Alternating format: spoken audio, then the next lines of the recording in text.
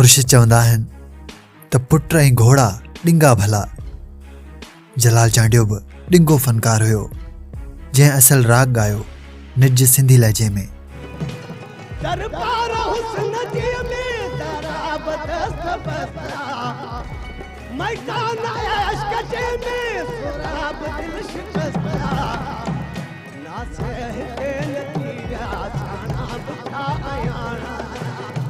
पैतन ॾोहिड़नि ऐं चौसठनि में शाइरनि जी शाइरीअ खे मान ॾिनाई।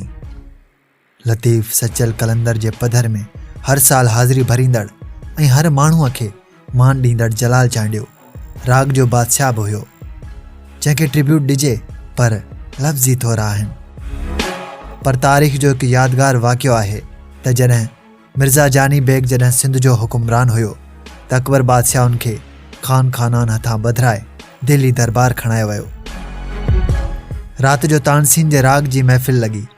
राग हलियो जंहिंमें तानसीन वाहड़ वहाए छॾिया ऐं उते अकबर बादशाह गुरूर ऐं तकबर में 9 लखो हार तानसीन खे उछलाए ॾिनो ऐं मिर्ज़ा जानी बेग खे चयो त तूं बि सिंध जो हुकुमरान आ, उन धरतीअ जो हुकुमरान आ जेका इल्म ऐं अदब राग जो क़दुरु कंदड़ आ। तूं बि कुझु ॾे तानसीन खे। मिर्ज़ा जानी बेग बि बाज़ोक हुकुमरान हुयो। उन तानसीन जे चौधारी 7 फेरा ॾिना। तंहिं ते तानसीन खां दाह निकिरी वई ऐं अकबर खे चयईं त सिंध जा माण्हू वाकई राग जो क़दुरु कंदड़ आहिनि ऐं अहिड़ो दाद वरले कंहिं ॾिनो आहे।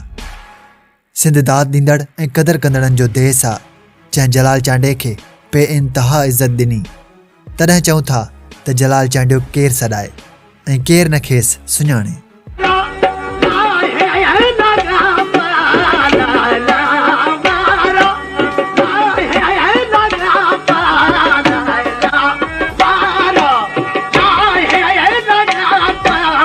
सिंधी टोपी ऐं जबल जेॾो अरडो कद काठ रखंदड़ सरमोड़ शहपर रखंदड़ जलाल चांडियो अॼु बि ज़िंदा आहे पंहिंजे ॻायल यादगार गीतनि सां ऐं मुनफ़रद राग सां।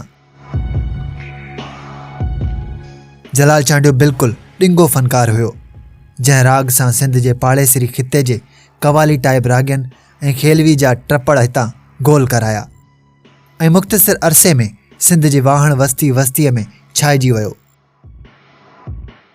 फौजिया सुमरो वरी उन अरसे में लाड़ में छाइजी पिण वई हुई, पर जलाल चांडियो सिंध जे बचे खे यादि रहियो। ओताकी मुड़ुस मोतबर ऐं हिशमत वारे ॾेख ॾींदड़ ॾिंगे जलाल चांडे मौसीक़ी खे नवां दग ॾिना ऐं हुन पंहिंजे मुनफ़रिद लाज़वाल आवाज़ में बॉलीवुड जा गाना बि ॻाए दाद हासिल कयो। रोन दिलड़ी जहिड़ा फटिजी विया जहिड़ा त हुननि ॿाहिरनि फ़नकारनि जा साड़िया जॾहिं उन्हनि जी जाइ जलाल वलारी। जलाल जा गाना अहिड़े तेड़े खे सम्झ में कीन ईंदा। काको पंजल टगड़ पंहिंजे तर में जलाल चांडियो जो आशिक़ तस्वर कयो वेंदड़ आहे। उन जे बक़ौल जलाल चांडियो दिलनि जो फ़नकार आहे। जलाल चांडियो हीअ जहान त छॾे वियो पर पंहिंजे राग सां ताहयात ज़िंदा रहंदो। उहा बि संदसि जी फ़तह जो केतिरा ई रागी उन जी कापी करे मशहूरु बणिया ऐं जलाल जो तख़लुस लॻायऊं। जिगर जलाल, दिलबर जलाल, नंढो जलाल ऐं ॿिया बि केतिरा ई जलाल।